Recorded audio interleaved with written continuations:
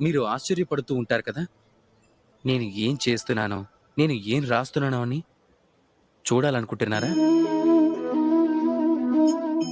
ఇప్పుడు నేను మట్టిపైన మట్టి అని ఎందుకు రాశానో అని ఆలోచిస్తూ ఉంటారు కదా. దీని వెనుక ఒక ముఖ్యమైన కారణం ఉంది. కానీ అది చెప్పటానికి ముందు ఓసారి నన్ను నీటిపై నీరు అని రాయనివ్వండి.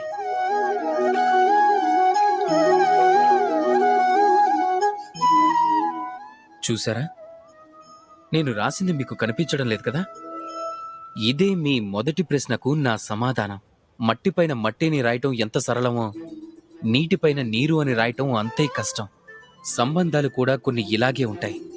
ఏర్పరచుకునేటప్పుడు మట్టిపైన రాయటం అంత సులభం, బాధ్యత నెరవేర్చుకునే సమయాన నీటిపైన రాయటం కన్నా కఠినం.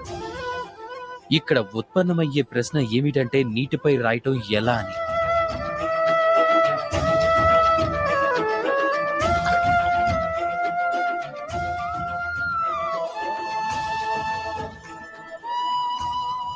ఏ ప్రకారంగా అయితే ఈ స్ఫటికాలు జలంలో మునిగి ఉన్నా కూడా ఇవి జలంతో సమానమే.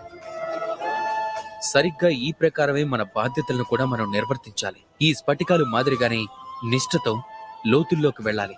సంబంధం అప్పుడు ఎప్పటికీ వికటించదు. రాధాకృష్ణ.